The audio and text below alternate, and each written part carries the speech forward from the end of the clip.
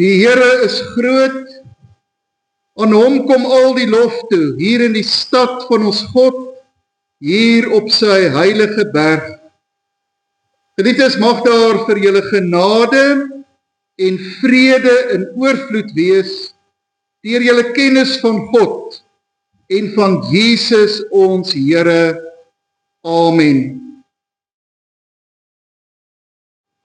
Geliefdes, ons gaan vanoggend saam lees uit die Nuwe Testament, uit die eerste van die briewe van die apostel Petrus. Uit 1 Petrus 1 gaan ons vers 3 tot en met vers 9, daar die perikoop vanoggend saam lees. Maar voordat ons uit die woord van die Here lees, bid ons eers saam. U kan net so bly sit, dan word ons stil voor die Here. Ons wonderlike hemelse Vader, baie dankie vir hierdie geleentheid in ons lewens vanoggend. Here, ons mag hier wees in u teenwoordigheid. Ons begin die erediens met die woorde van ons fotum wat vir ons vertel van God se grootheid, veral daar op sy heilige berg, daar in Sion, waar die volk altyd by mekaar gekom het. So is dit deur die eeue, so is dit vandag ook nog dieselfde God. En ons eer u en ons loof u dat ons deel van die kerk en van gelowiges in die wêreld mag wees. Here, ons het gekom met 'n behoefte om te luister na u woord. En daarom is ons gedagtes dat u ons vandag so sal rig, dat ons 'n troostwoord sal hoor en dat dit in ons lewens vir ons soveel sekerheid en vrede sal bring.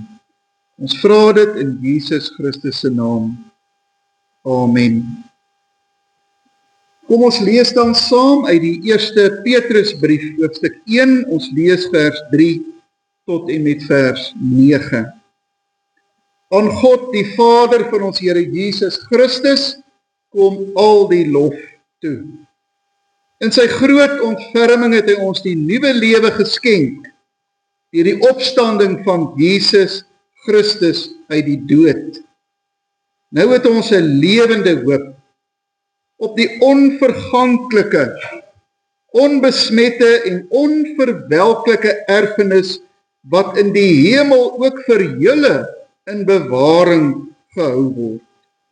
En omdat julle glo, word ook julle deur die krag van God veilig bewaar vir die saligheid wat reeds gereed is om aan die einde van die tyd geopenbaar te word. Verheug julle hieroor, selfs al is dit nodig dat julle 'n kort tydjie bedroef gemaak word deur allerhande beproewings, sodat die egtheid van julle geloof getoets kan word. Julle geloof is baie kosbaarder as goud. Goud wat vergaan. Selfs die suiwerheid van goud word met vuur getoets. En die egtheid van julle geloof moet ook getoets word, sodat dit lof en heerlikheid en eer waardig mag wees by die wederkoms van Jesus Christus. Hom het julle lief, al het julle hom nie gesien. Deur in hom te glo, al sien julle hom nie nou nie, het julle reeds deel aan die saligheid wat die einddoel van julle geloof is. En dit vervul julle met 'n onuitspreeklike en 'n heerlike blydskap. Kom ons lees daardie baie besondere gedeelte uit die Petrusbrief as God se ewige en onfeilbare woord. Die apostel Petrus skryf veral aan sy gemeente. Hy het ons die nuwe lewe geskenk deur die opstanding van Jesus Christus uit die dood. Dit is die tekswoorde vir ons prediking. Broers en susters, ek het 'n tyd gelede 'n foto in 'n koerant gesien wat vir my baie merkwaardig was. Op die agtergrond van die foto sien 'n mens 'n ruïne. Somber getuienis van 'n grootskaalse verwoesting wat deur Russiese tanks in 'n klein dorpie in Tsjetsjenië aangerig is. Alles is feitelik platgeskiet deur die Russiese weermag. Nog 'n hartseer verhaal, 'n voorbeeld, wat eintlik in ons dag die reël geword het en nie die uitsondering nie. Nog 'n hartseer voorbeeld van wat ons as mense nie net aan mekaar doen nie, maar aan hierdie wêreld wat die Here vir ons gegee het en aan ons toevertrou het. Maar op die voorgrond van die foto stap daar egter 'n 7-jarige seentjie en dogtertjie vir die eerste keer skool toe. Hand aan hand stap die tweeetjies daar, sonder enige volwasse begeleiding, die gesiggie stralend van opwinding, terwyl die dogtertjie ook nog 'n bos pragtige pink blomme styf in haar regterhandjie regop hou. 'n Skriwender voorbeeld en kontras kan 'n mens jou beswaarlik voorstel. Aan die een kant hierdie gebombardeerde buurt, tekenend van 'n wêreld vol haat en geweld. Aan die ander kant hierdie twee kinders, aangrypende simbool van die lewe, van 'n nuwe begin, van 'n nuwe hoop en 'n nuwe toekoms. Broers en susters, ek dink dis daar een ding wat die wêreld en ons hier ook in Suid-Afrika vandag 'n dringende behoefte aan het. Dan is dit hoop. Daar is genoeg ruïnes rondom ons om ons raad op te maak. Daar is genoeg pynhope in hierdie wêreld vandag om 'n mens te laat wanhoop. Daar's genoeg hartseer verhale van mense wie se lewens verwoes is, stikkend gebreek is deur lyding. En ons word daagliks gebombardeer met slegte nuus. Dit laat mens dink aan 'n aangrypende bronsbeeld wat deur die bekende beeldhouer Anton van Wouw gemaak is met die titel Slegte nuus. Dit bestaan uit twee boerekrygers wat vooroor gebo sit, met skouers wat hang en die gesigte wat strak op die grond voor hulle uitstaar. Wat presies die slegte nuus was wat hulle gehoor het, weet 'n mens nie. Miskien was dit van nog 'n plaas wat afgebrand was. Nog kinders en vrouens wat weggevoer is in 'n konsentrasiekamp, of nog 'n makker wat op die slagveld gesterf het. Wat ook al die geval, is duidelik dat die slegte nuus hulle tot in hulle diepste wese geskok het, hulle platgeslaan het, en elke greintjie energie uit hulle getap het. Broers en susters, hierdie beeldhouwerk is nie vir ons in ons dag 'n onbekende prentjie. Ons lewe in 'n wêreld waarin daar daagliks slegte nuus ons ore bereik. Waarin slegte nuus oral in die lug is. 'n Mens voel baie keer jy kan nie meer na die internasionale nuuskanale op die televisie kyk nie, want dit is dis verskriklike beelde wat van Gaza of van Rusland of van Oekraïne by 'n mens instroom. Dis ongekende krisisse en hartseer in mense se lewe. Dis amper asof die wêreld waansinnig geword. Daar's elke dag berigte van sinlose moorde op weerlose mense. Kinders wat in die spervuur van bende geweld sterf. Motorbomme wat daarop gemik is om te vermink. Maar baie keer is die slegte nuus in jou lewe nie net van buite nie. Dis baie keer ook baie naby aan jou. Skielik is daar 'n krisis. Skielik is daar 'n finansiële krisis of familieprobleme. Skielik is daar werkspanning. Skielik is daar siekte. Skielik is daar 'n baie moeilike diagnose. Geliefdes, omdat ons in so 'n wêreld leef,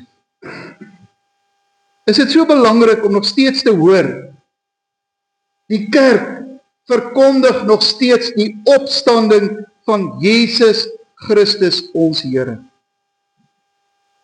In hierdie wêreld waarin ons lewe, in hierdie tye wat ons elkeen aan ons lyf voel, kan ons nog die goeie nuus van die evangelie verkondig. Die goeie nuus, te midde van die slegte nuus van die wêreld, die goeie tyding, die blye boodskap.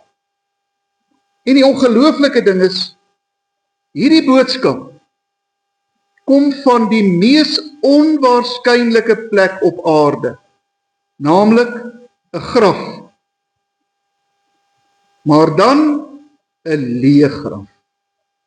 By die leë graf van Jesus Christus word die ware hoop gebore, sodat ons kan sê, as ons praat oor die opstanding van Jesus Christus, dan sê ons eintlik vir mekaar die woordjie hoop. Ons teksvers sê dit so pragtig, aan God die Vader van ons Here Jesus Christus kom die lof toe, aan ons het hy gegee die nuwe lewe, hierdie opstanding van Jesus Christus uit die dood, en nou het ons 'n lewende hoop. Broers en susters, hierdie hoop is lewend, omdat Jesus lewend is, omdat hy die bron en die inhoud en die uiteinde van ons hoop is. 'n Mens sou kon sê, dis eintlik die kerkboodskap van die Bybel. Daar is geen toekoms, geen hoop sonder Christus moontlik. Net hy is ons hoop. Ook vir hierdie vreeslike wêreld waarin ek vandag lewe, ook in Suid-Afrika. En die Christelike hoop, geliefdes, is op geen manier die vrug van ons geloof of ons godsdienstige vermoë nie. Ons kan dit nie self skep nie. Dit is nie die vrug van ons positiewe denke nie. Dit is 'n gawe van God. Elke keer moet die Here vir elkeen van ons in elke omstandigheid opnuut vars sy hoop gee. Hy moet dit vir ons skenk. Elke keer in 'n krisis en waar daar wanhoop is. En hy doen dit keer op keer. Die Christelike hoop, geliefdes, help ons dan om anders te kyk na alles en almal om jou heen. Om jou lewe met sy seer, met sy kommer, met sy frustrasie anders te begin sien. Om met nuwe oë, met 'n nuwe bril te kyk na die doodloopstrate van jou lewe, na die elke dag stryd wat jy moet stry, of die bekommernisse wat jy so moeg maak. Dit is wat ons meer as enigiets anders nodig het in Suid-Afrika. Mense wat weer vol hoop is, vol lewende hoop. Mense wat elke dag draers van daardie hoop word en eintlik tekens van hoop oprig. Soos 'n seentjie met die naam Philip wat aan Down-sindroom gely het. Wat sy ouers sou gehad het dat hy natuurlik moet groot word, alhoewel hy baie siek was. En daarom het hulle hom elke Sondagskool toe geneem. Die kinders wat omtrent so 8 jaar oud was, wou hom eers nie as een van hulle aanvaar, want hy was so anders as hulle. Op Paasondag het die Sondagskooljuffrou vir elke kind 'n plastiek eier gegee. Plastiek paaseier, wat in 2 dele uitmekaar gehaal kon word. En sy het vir hulle opdrag gegee dat hulle in die natuur moet uitgaan en dat hulle na enige iets in die natuur moet gaan soek wat 'n simbool van nuwe lewe is. En dan moet hulle dit in die paaseier plaas en terugbring kerk toe. Uiteindelik was hulle weer in die kerk bymekaar en die juffrou het hulle die paaseiers laat oopmaak. Een na ander het die simbool van nuwe lewe na vore gekom. Een het 'n blaar ingesit, een 'n blommetjie, een 'n skoenlapper. Toe kom die juffrou by Philip se eiertjie en dit was dolleeg. Daar was niks in. Waarom het jy niks in jou paaseier gesit nie? Het die juffrou hom gekonfronteer. En hy het geantwoord, my paaseier is leeg, want Jesus se graf is leeg. Daar was 'n oomblik stilte. En die kinders en die juffrou te sê, miskien het Philip dalk beter as hulle verstaan, waaroor die Paasevangelie gaan. En van daardie dag af het die kinders hom aanvaar as een van hulle. Die volgende jaar het Philip ongelukkige infeksie opgedoen en hy het gesterf onverwags. En sy Sondagskoolmaatjies het sy begrafnis bygewoon en elkeen het by die kussie verbygeloop en iets op die kussie neergesit. Leë paaseiers. Gemeente, ons kan ook leë paaseiers op die reünes van Suid-Afrika en op ons persoonlike reünes, die persoonlike reünes in ons lewens sit. Ons seer, ons onverwerkte seer, ons frustrasie, ons kommer, ons diepe kommer. Ons kan dit doen. En as ons dit gedoen het, dan begin ons bou, sodat Suid-Afrika ook weer nuut kan word. Daar is hoop.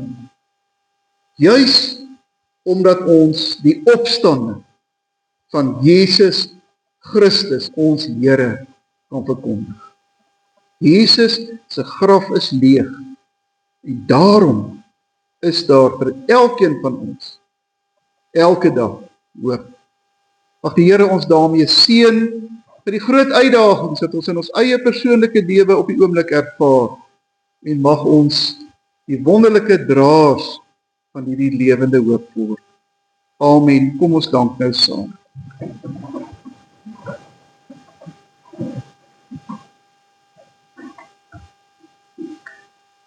So wonderlike Hemelse Vader, baie dankie Here dat U 'n God is wat altyd met ons praat. U is nooit woordeloos nie. U kom na ons toe in 'n verskriklike gebroke wêreld, vreeslike wêreld. Here, maar baie van ons wat vandag hier sit ook met groot uitdagings in ons persoonlike lewe. Wanneer ons geliefdes wegval, wanneer ons skielik ernstig siek word, wanneer die finansies lol, Here, dan raak dit ons lewe ten diepste. Daarom bid ons vir elkeen dat ons iets sal verstaan van wat dit beteken om God in ons lewens te hê en om die hoop elke dag uit te leef en uit te dra. Here, hoor dan ons gebed, seën ons, maak ons sterk en kragtig wanneer ons hier uitgaan om alles in ons lewens te gaan hanteer en om draers van 'n lewende hoop te wees. Hoor ons gebed, ons vra dit in Jesus Christus se naam. Amen. Broers en susters, nadat ons in die prediking opnuut verseker is van God se genade en opgeroep is tot geloof, en omdat die woord van God ons ook leer dat ons uit genade deur geloof gered word, laat ons, terwyl ons net so bly sit, ons geloof so bely. Ek glo in God die Vader, die Almagtige, die Skepper van die hemel en die aarde, en in Jesus Christus, sy eniggebore Seun, ons Here, wat ontvang is van die Heilige Gees, gebore is uit die maagd Maria, wat gelei het onder Pontius Pilatus, gekruisig is, gesterf het en begrawe is, en ter helle neergedaal het, wat op die derde dag weer opgestaan het uit die dood, wat opgevaar het na die hemel en sit aan die regterhand van God, die Almagtige Vader, van waar hy sal kom om te oordeel die wat nog lewe en die wat reeds gesterf het. Ek glo in die Heilige Gees. Ek glo aan 'n heilige algemene Christelike kerk, die gemeenskap van die heiliges, die vergewing van sondes, die opstanding van die vlees en 'n ewige lewe. Amen. Gemeente, ons het nou ons geloof bely. Kom ons gaan leef nou ook uit dankbaarheid hierdie geloof uit in die wêreld daar buite. Kom ons luister aandagtig uit Deuteronomium 5 hoe ons dit moet doen. Die Here het gesê, ek is die Here jou God wat jou uit Egipte, uit die plek van slawerny bevry het. Jy mag naas my geen ander gode hê nie. Jy mag nie vir jou 'n beeld of enige afbeelding maak van wat in die hemel daarbo, of op die aarde hieronder of in die water onder die aarde is nie. Jy mag hulle nie vereer of dien nie. Want ek die Here jou God Hy is onverdeelde trou aan my. Ek reken kinders die sondes van hulle vaders toe, selfs tot in die 3de en 4de geslag van die wat my haat. Maar ek betoon my liefde tot aan die 1000ste geslag van die wat my liefhet en my gebooie gehoorsaam. Jy mag die naam van die Here jou God nie misbruik nie, want die Here sal die een wat sy naam misbruik, nie ongestraf laat bly nie. Jy moet die Sabbatdag so deurbring dat jy dit heilig hou, soos die Here jou God beveel het. 6 dae moet jy werk en alles doen wat jy moet, maar die 7de dag is die Sabbat van die Here jou God. Dan mag jy geen werk doen. Nie jy of jou seun of jou dogter, of die man of vrou wat vir jou werk, of jou bees of jou donkie, of enige dier van jou of die vreemdeling by jou nie, sodat jou werksmense kan rus soos jy. Jy moet daaraan dink dat jy in Egipte 'n slaaf was, en dat die Here jou God jou deur sy groot krag en magtige dade daaruit bevry het. Daarom het die Here jou God jou beveel om die Sabbatdag te onthou. Eer jou vader en jou moeder, soos die Here jou God jou beveel het. Dan sal jy 'n lang lewe hê en sal dit goed gaan met jou in die land wat die Here jou God vir jou gee. Jy mag nie moord pleeg nie. Jy mag nie egbreek pleeg nie. Jy mag nie steel nie. Jy mag nie vals teen 'n ander getuig nie. Jy mag nie iemand anders se vrou begeer nie. Jy mag nie sy huis begeer nie, ook nie sy grond, sy slaaf of slavin, sy bees of donkie of enigiets anders wat aan hom behoort nie. Geliefdes, ontvang nou die seën van die Here en gaan in sy vrede. God wat alle genade gee en wat julle geroep het om in Jesus Christus deel te hê aan sy ewige heerlikheid, sal julle oprig en julle moedig, sterk en standvastig maak. Aan hom behoort die krag tot in ewigheid. Amen.